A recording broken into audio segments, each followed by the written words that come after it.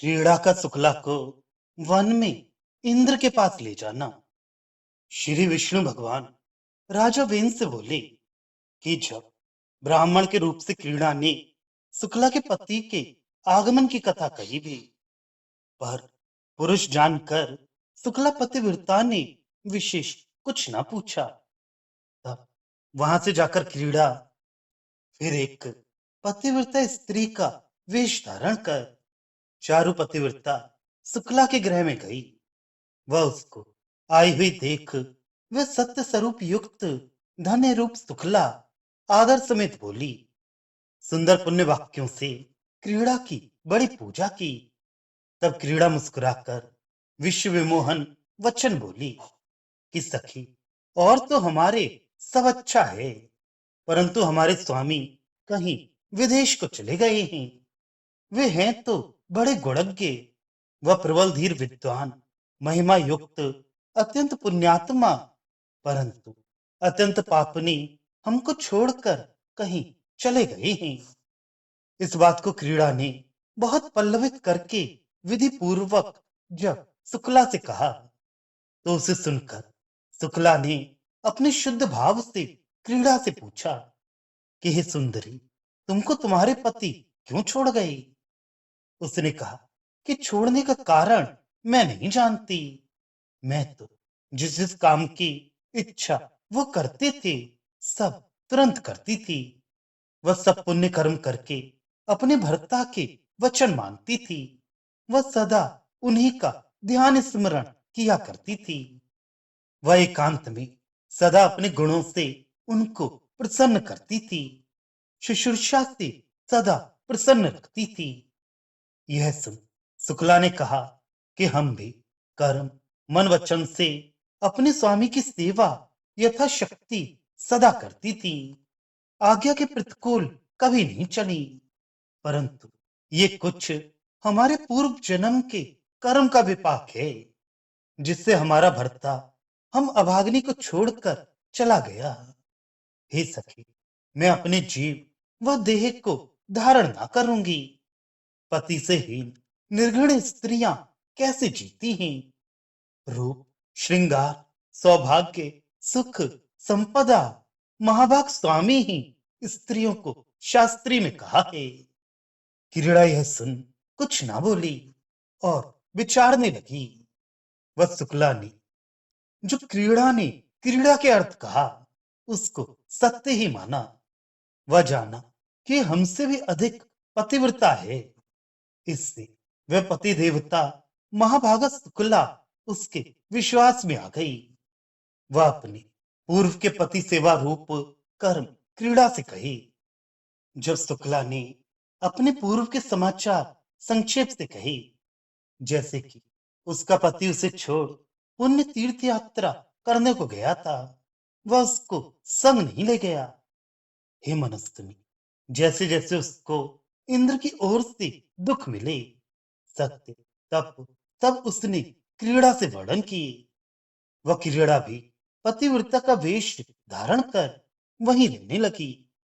एक दिन उस क्रीड़ा ने शुक्ला से कहा कि हे सखी, देखो, एक दिव्य वन तुमको दिखाई, जो दिव्य वृक्षों से अलंकृत रहता है। वहां एक तीर्थ भी ऐसा पुण्यदायक है कि ब्रह्म हत्या आदि महापातकों का नाश करता है। नाना वल्ली वितानों से वह विविध प्रकार के पुष्पों से शोभित रहता है। हे श्रेष्ठ मुखवाली, अब हम तुम दोनों वहीं चलें। ऐसे माया रूप वचन सुन एक दिन वे शुक्ला क्रीड़ा के साथ उस वन को गई। वह नंदन वन ही के समान उत्तम था।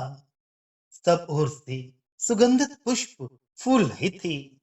सैकड़ों कोकिला नाद कर रही थी। गिरमर मधुर शब्दों से सब ओर से गा रही थी।